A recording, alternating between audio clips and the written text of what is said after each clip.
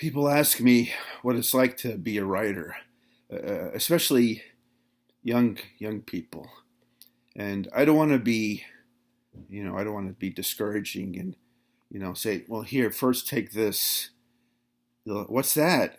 It's the cyanide pill. You just keep that on your person at all times. You may need it. I don't tell them that.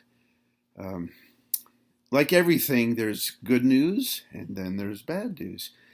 Let's do the bad news first, get that out of the way. So I'll tell them, well, imagine that your friends, your family, your loved ones, your lover, none of them, after a while, none of them believes in you anymore. You've exhausted them all with years of sending them shit. What do you think of this? Oh, look, I just wrote this. What do you think? And finally, why is everyone just ghosting me? Nobody writes me back anymore. So they're all gone. And this takes years and years to get to this point. And so you have no allies at all. But then there's the world in which you're sending this stuff out, because being an artist, it's natural. You're immersed in your art, but then once you're finished with it, you want to send it out. You want to share it. You want to show it to the world. And so imagine now that nobody in the world gives a fuck. They don't even know you're alive. And when you show them that you're alive, they notice you for 5 seconds and then they send you the rejections, dear author.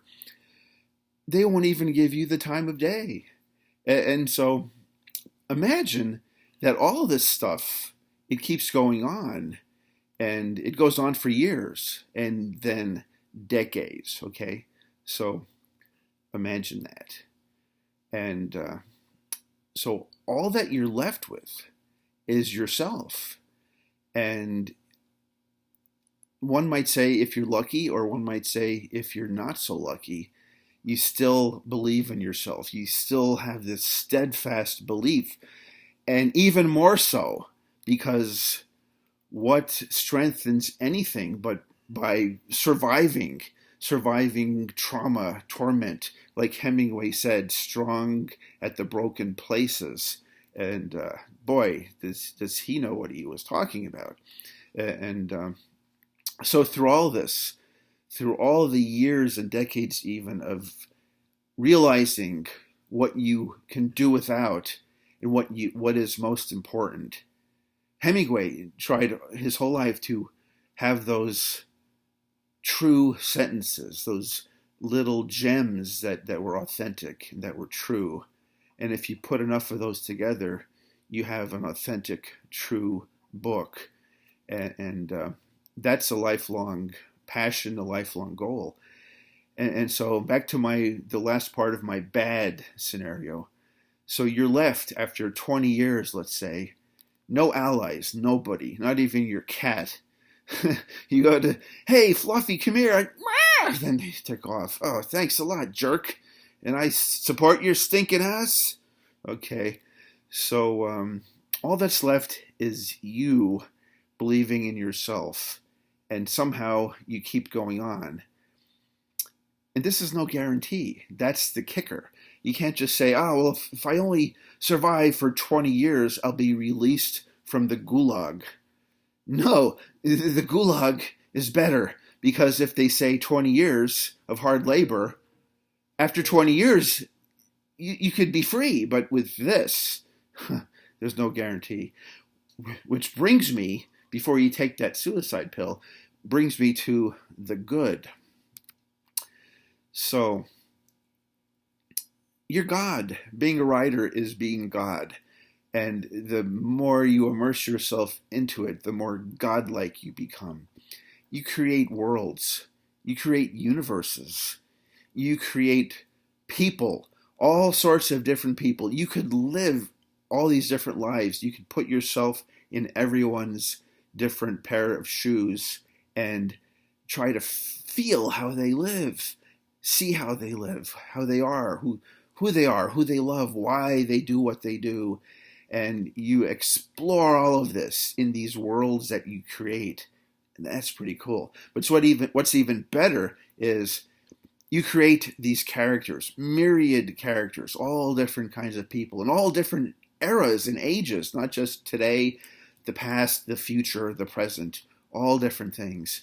And what's amazing and what's gratifying and awe-inspiring even is when these characters become their own creatures, their own beings. They have their own lives. They start living these lives that you gave them the spark for, but they're just doing things and they're saying things. And a lot of times it's, hey, I wanted you to say this. You were supposed to, but then you listen to them, hopefully, and all of a sudden they're telling you all these different things that's better and more incisive than what you wanted them to say. And all of a sudden you're in a different direction because you're listening to your own creation and it has a life of its own. And there's all of a sudden this insight in it, hopefully, and this subtext and this depth. And others who may read it will get this, and they'll also bring their own sensibility into your work, and they'll respond to that. There'll be this resonance there, and then they might come up to you and say, "Oh, I got this from this chapter. I was thinking of this, and it reminded me of this," and you're going, "Whoa, that was nothing what I was going for, and that was not even in there as far as I can see, but somehow this person got that because it was implied." And I go back to Hemingway. He always would write things, and then he would erase them. And he thought they would remain implied somehow. There was a vestige of them.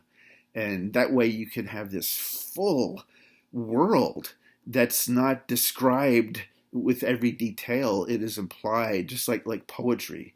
You know, you could have a 16-line poem or 14 lines like a Shakespeare sonnet, yet have a world described in those 14 lines.